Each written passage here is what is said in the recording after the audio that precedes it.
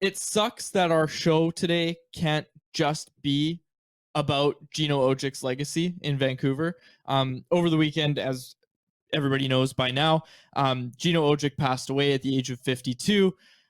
Big loss for the Canucks alumni, just the city as a whole, the Indigenous community, everybody.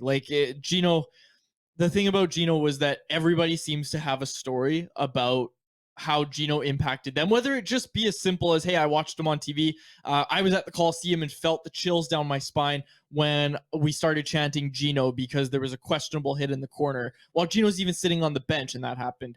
That type of thing. But a lot of people have memories of Gino Odjick, and I genuinely wish that our show today could just be about Gino Odjick. Honestly, it sucks that we have to talk about the Rutherford press conference. We'll get to it in a sec, but I want to start right off the top.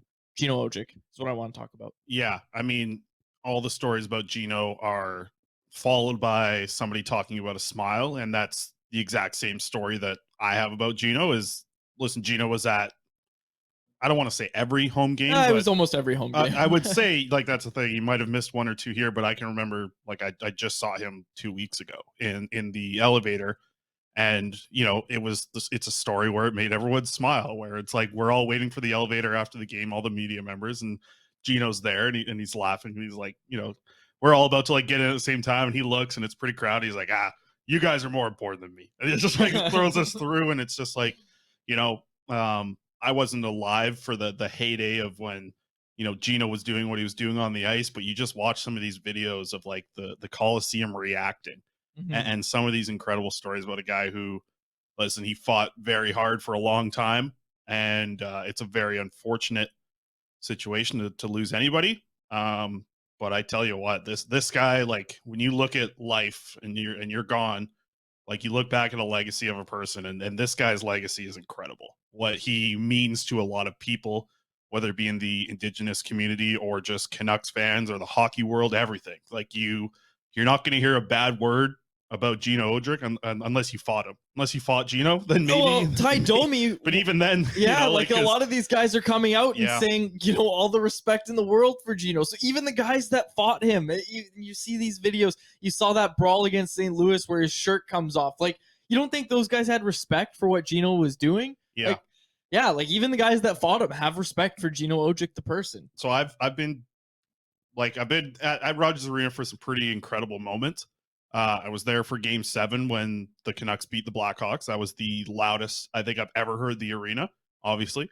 The second loudest I've ever heard at Rogers Arena was, and this was like 2000, man, this is probably like 2011, 2012, 13. It's somewhere in that range where I wasn't covering the team yet. I was still just a fan. I'm there in a jersey. I'm drinking. I'm having a good time.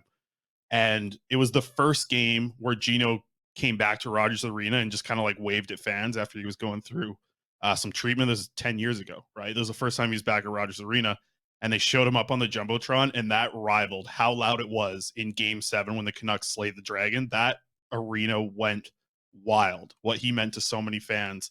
So yeah, just a horrific loss, and we're all gonna miss him. Just smiling at I never talked to him for a long time, but it was just like you always saw him and he just like made you happy. So yeah, like that, it's a huge loss for the Canucks community, hockey community, everybody. So unfortunate news to start off the show. But I talked to Gino once. I'll tell you what it was.